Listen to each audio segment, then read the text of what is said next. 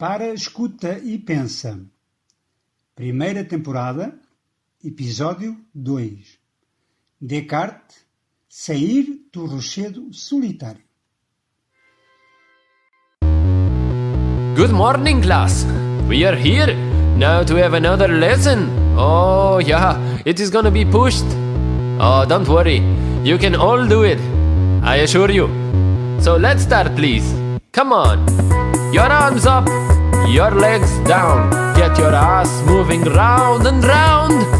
Come on. Your arms up, your legs down. Get your ass moving round and round. Olá, bom dia. Não te enganaste na aula, é mesmo a aula virtual de filosofia. E não me passei com a quarentena, se bem que tantos dias em casa não são nada fáceis de suportar. Mas já agora, a ginástica e a filosofia até têm algumas coisas em comum. Em ambos se exige esforço e persistência, por exemplo. A ginástica proporciona-nos músculos trabalhados e um corpo em forma. A filosofia, por seu lado, também serve para muscular o cérebro e ajuda-nos a manter uma boa forma intelectual. Se não tivermos os músculos em forma, temos queimbras e não chegamos ao fim dos exercícios. Também na filosofia, quem não está em forma está sempre a parar com dificuldades e muitas vezes não consegue terminar os exercícios. A ginástica precisa de aquecimento, é sabido. Pois bem, considere este momento introdutório como uma espécie de aquecimento com alguns alongamentos. E posto isto, comecemos o nosso exercício filosófico. Tínhamos acabado o episódio com Descartes a adormecer, lembras-te? Agora acordou. Em que estará a pensar? Provavelmente está a recordar o dia anterior, que deve ter sido para ele muito intenso. Recorda-se de que adormeceu, feliz por ter conseguido descobrir como refutar o ceticismo. Está deslumbrado com o cogito e decide ficar na cama, coisa que ele adorava, e deleitar-se a analisar melhor a sua descoberta. O que terá então esta afirmação, penso logo existo, que nenhuma outra tem, pensa ele. É que as outras afirmações que analisou através da dúvida metódica não se justificavam a si mesmas. Tinham que ser justificadas por outras, numa regressão infinita. Podemos dizer que a dúvida metódica funcionou para Descartes como o teste do algodão. E tal como no reclame de televisão, o algodão não engana. Nenhuma das outras crenças se impunha por si mesma. Nenhuma era indiscutível. Mas o penso logo existo resistiu ao teste do algodão. Não precisa de nada que o justifique. É tão evidente que não precisa de justificação. Significa isto que Descartes conseguiu finalmente encontrar a forma de parar a regressão infinita. Decide então que a partir de agora, para manter o nível de exigência, a partir de agora, dizia, só vai aceitar crenças ou afirmações que sejam tão claras e distintas como o cogito, ou seja, tão límpidas como só as evidências conseguem ser. É isto que significa dizer que, baseado no cogito, Descartes adotou o critério da evidência. Isto é, aceitar a partir de agora apenas verdades que sejam igualmente evidentes, claras e distintas. Estás de braço no ar. Quer dizer alguma coisa, certo? Diz, estou a ouvir. Sim, está muito bem visto, sim, senhor. Realmente, se Descartes encontrou no cogito a prova de que o cético não tem razão, por que é que não fica por aqui? Não está satisfeito? O que é que lhe falta, afinal? Bom, falta-lhe tudo o resto, para além do cogito. Aconteceu a Descartes uma coisa curiosa. A sua vitória filosófica ameaça tornar-se o seu maior pesadelo. De facto, no processo para chegar a uma verdade indiscutível, Descartes vai colocando todas as crenças em dúvida. A dada altura, resolve ser mais exigente do que os próprios céticos e formula a hipótese arrojada do gênio maligno, lembras-te? Sabe já que a conclusão de Descartes é justificadamente triunfal. Mesmo que um Deus mau me esteja a enganar permanentemente, eu que estou a ser enganado no que penso, descubro com toda a evidência que existo, porque, se penso, existo. Mas esta verdade tão clara e límpida arrasta com ela uma dúvida negra de incerteza. é que Descartes apercebe-se de que a única certeza que tem neste momento é de que é uma coisa pensante. Ou seja, um ser que tem pensamentos.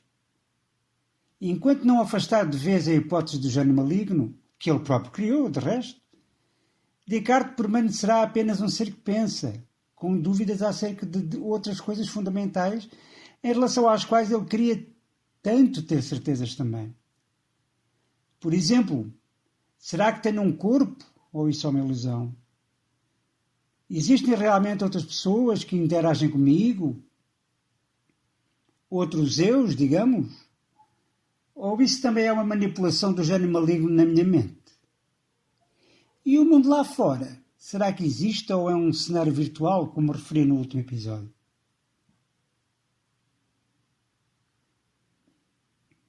A propósito, é mesmo agora que vamos por uns momentos voltar ao episódio anterior para decifrarmos o óleo filosófico. Como se torna agora claro, depois do que acabamos de ver, a afirmação errada é esta. E na altura disse, com o cogito, Descartes prova que o gênio maligno não existe.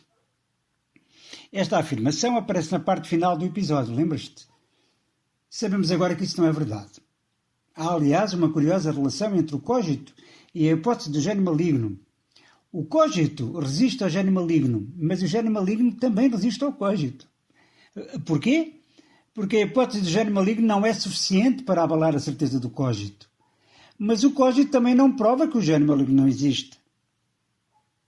É neste impasse que Descartes se encontra. Ele escreveu que a busca da verdade indiscutível era como uma tentativa de fugir às areias movediças, as crenças pouco sólidas, e encontrar uma rocha firme. E encontrou, de facto, a rocha firme, ou o rochedo sólido e inabalável, é o cogito.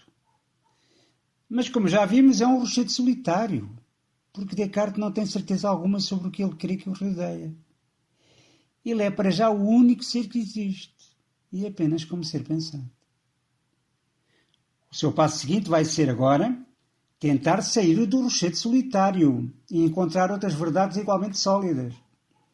Percebes agora porque dei a este episódio o título Sair do rochedo solitário? Vamos ver de seguida onde o conduz o último esforço que Descartes faz para resolver este problema que, involuntariamente, é certo, criou a si próprio.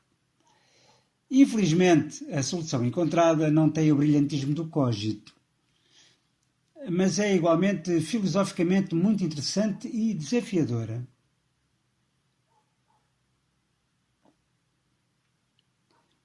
Consciente da dificuldade teórica em que se encontra, Descartes decide o caminho a seguir.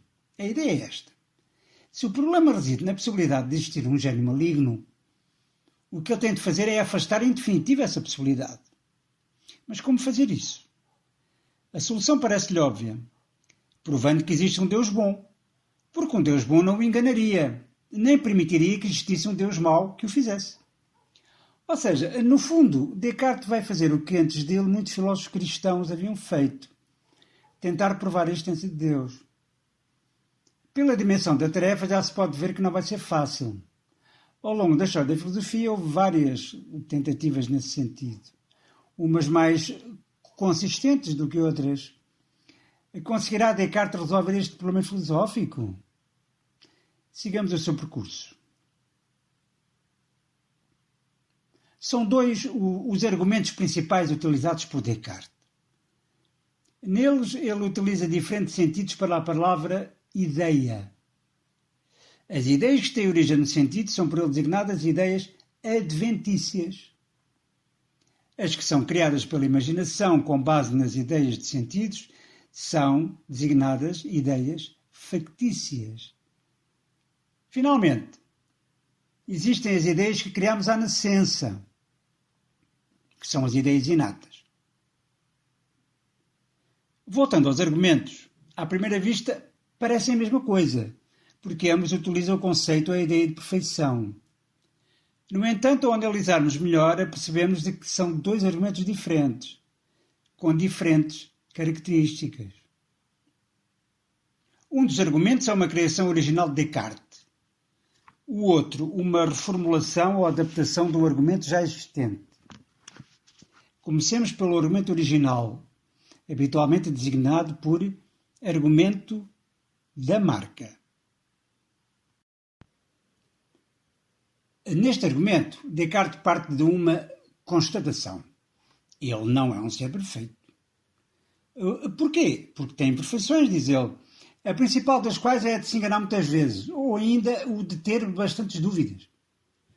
Mas, acrescenta, para se aperceber de que é imperfeito, ele teve de ter um termo de comparação, ou seja, utilizou como critério a ideia de perfeição. Realmente, se virmos bem, dizemos que a vida está quente porque conhecemos o frio, certo? Dizemos que aquela pessoa é baixa porque temos a noção do que é alto. Ou seja, parece que funcionamos por comparação.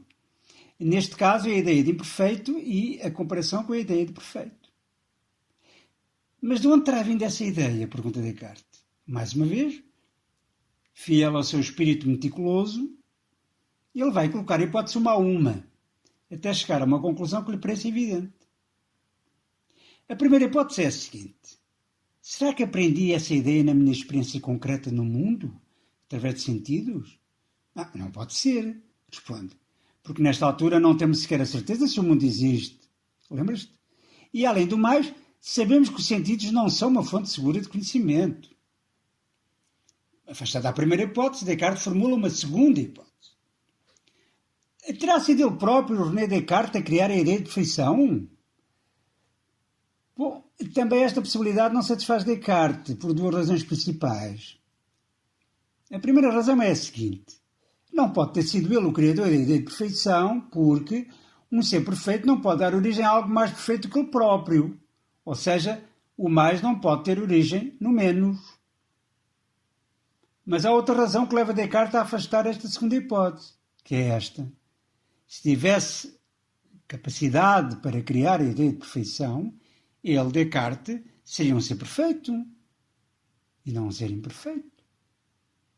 E ter-se-ia criado ele próprio um ser perfeito e não um ser com inúmeras imperfeições. Bom, e agora? Se não fomos buscar a ideia de perfeição ao exterior, nem fomos nós que a criámos, como é que ela surgiu em nós? Pergunta Descartes. Ou, neste caso, nele. Ele só vê uma resposta aceitável. A ideia de perfeição foi criada por um ser perfeito que a colocou em nós como uma marca. A ideia de perfeição não é, portanto, criada por nós. É uma ideia inata colocada em nós por um ser perfeito. Esse ser perfeito é Deus.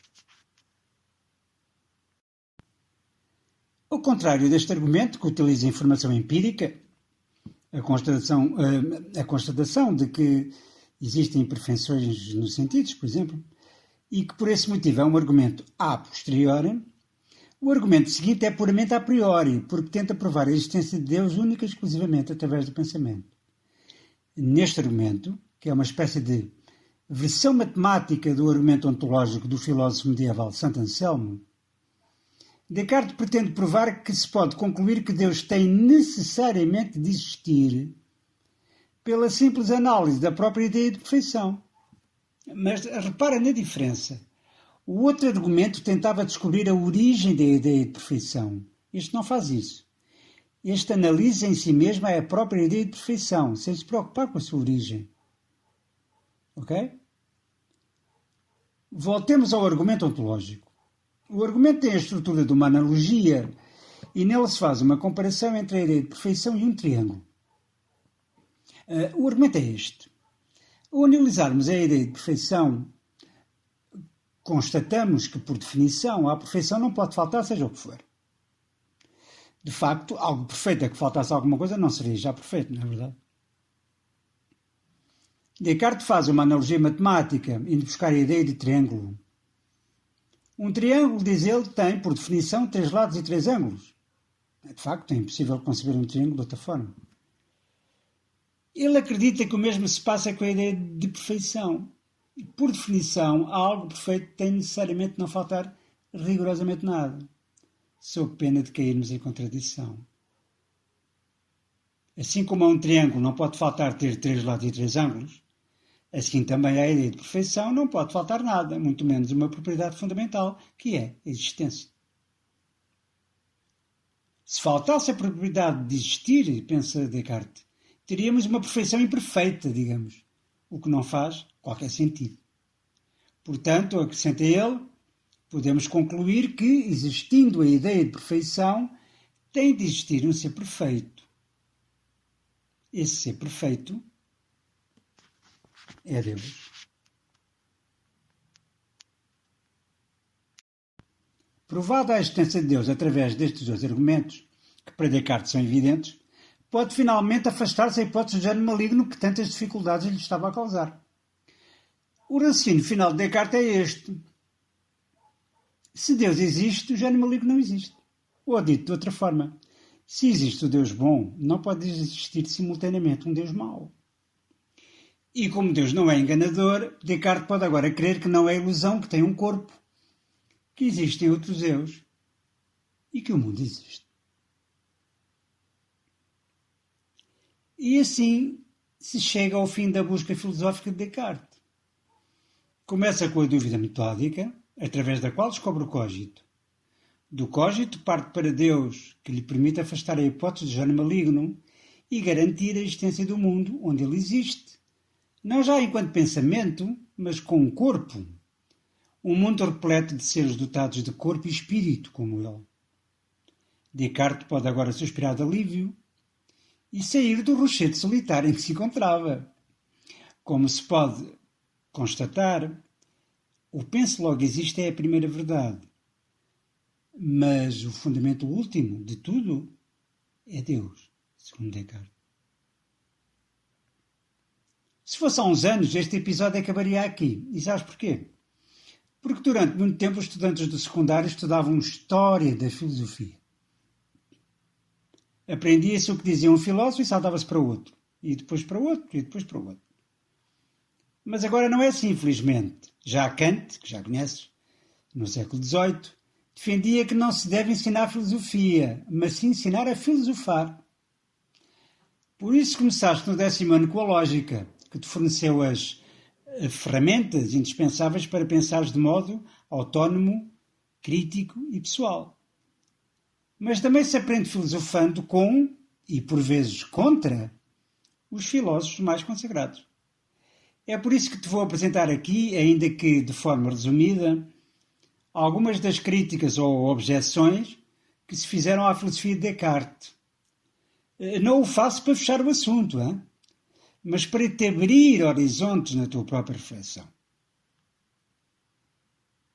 Uma das objeções mais habituais é esta. A argumentação de Descartes, a dada altura, é circular. De facto, Descartes afirma que podemos confiar na crença de que Deus existe porque a concebemos com clareza e distinção, mas depois acrescenta, podemos confiar naquilo que concebemos com clareza e distinção, porque Deus existe. Bom, isto é uma falácia. Ou seja, um erro de raciocínio. As afirmações justificam-se reciprocamente, como num círculo. Esta é a falácia da circularidade. Daí que neste caso se designe por círculo cartesiano. Ou seja, é a falácia da circularidade pessoal do Descartes. A segunda objeção diz respeito ao primeiro argumento a favor da existência de Deus, o tal argumento da marca. A dada altura, Descartes afirma que um ser imperfeito não pode criar algo perfeito. Ora, há inúmeros contra-exemplos que apontam no sentido contrário, ou seja, em que alguém se supera a si próprio e produz algo mais perfeito do que tudo o que desse género havia sido feito até aí. Um exemplo histórico é o evolucionismo de Darwin, que defende isso mesmo. As espécies, a espécie humana também, evoluíram adaptando-se e superando-se a si mesmas. Isto faz cair por terra a afirmação cartesiana de que o mais não pode provir do menos. Finalmente, também o argumento ontológico suscitou ao longo dos tempos várias objeções, ainda mesmo na sua versão original de Santo Anselmo.